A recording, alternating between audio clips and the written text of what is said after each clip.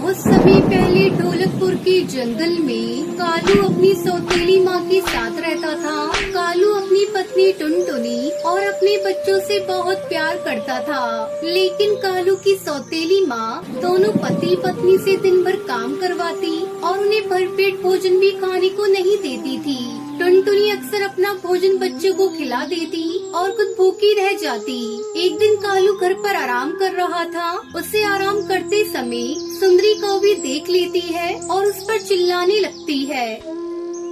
अरे कालू, ये क्या? ये कोई आराम करने का समय है? चल जा, जाकर खेत में गन्ने की रखवाली कर, वरना कोई गन्ने चुरा कर ले जाएगा।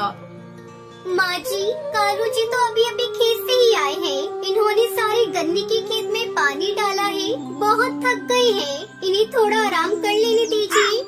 तू अपना काम छोड़कर यहाँ क्या करने आई है? जा जाकर अपना काम कर। पति पर बहुत प्यार आ रहा है, इसकी तरफदारी करने की तुम्हें कोई जरूरत नहीं। ये काम करेगा तभी तो तुम लोगों को भरपेट भोजन मिलेगा। टुनटुनी, तुम माँ से बहस मत करो, जाओ जाकर अपना काम करो। मैं खेत पर जा रहा हूँ। अरे थोड़ा रुकिए तो, भोजन करके जाइए। सुबह से ही खाली पेट आप काम कर रहे थे। नहीं टुनटुनी, माँ की बातों से ही मेरा पेट भर गया है।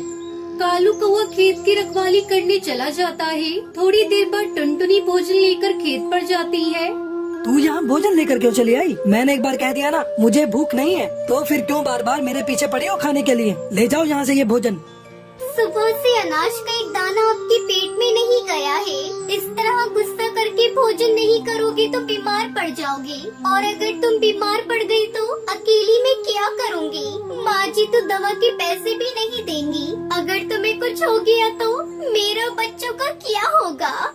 अपनी पत्नी की बातों को सुनकर कालू कौवे की आंखों से आंसू बहने लगते हैं। वो भोजन कर लेता है। फिर टुनटुनी वापस घर आ जाती है और कालू कौवा गन्ने के पेड़ की छांव में थोड़ा आराम करने लगता है। ठंडी ठंडी हवाएं चल रही थी। कालू कौवे को नींद आ जाती है। शाम को सुंदरी अपनी गन्ने की फसल को देखने खेत पर जाती है। अरे ये क्या? गन्ने की फसल तो आधी रह गई है। हाय हाय, मैं लुट गई। कोई मेरे गन्ने तोड़कर चुरा ले गया। ये निखट्टू मजे से सो रहा है और चोर गन्ने को चोरी करके ले गए। दिन भर खाता रहता है और सोता रहता है। कालू की सौतेली माँ कालू कौवे को डंडे से पीटने लगती है। छोड़ दो माँ, अब से ऐसी गलती नहीं होगी। कालू कौवा जब घर आया तो दर्द से करहा रहा था। अरे क्या हुआ आपको जी? इस तरह क्यों करा रहे हैं? जब मैं खेत पर गई थी आप तो बिल्कुल ठीक थे। फिर कालू टुनटुनी को सारी बात बताता है। अब तो बहुत हो गया जी। आज तो माँ जी ने जुल्म की हद ही पार कर दी। अब मैं इस घर में नहीं रहूंगी। आपको मेरी और मेरे बच्चों की कसम, यहाँ से चलो। आधी रात को जब सुंदरी कौवी सो रही थी, कालू अपनी पत्नी और बच्चों को लेकर अपने खेत पर चला जाता है और गन्ने के पेड़ के नीचे बैठकर रोने लगता है। मैं कितना अभाग्य हूँ टुनटुनी, जन्म लेते ही मेरी माँ चल बसी। जैसे ही थोड़ा बड़ा हुआ तो पिताजी ने मेरा साथ छोड़ दिया। सौतेली माँ ने मुझ पर इतने जुल्म किए, मैं कुछ भी नहीं बोला। उनके चलते आज मैं बेघर हो गया हूँ। कालू फूट फूट कर रो रहा था। तभी गन्ने के पेड़ से आवाज आती है।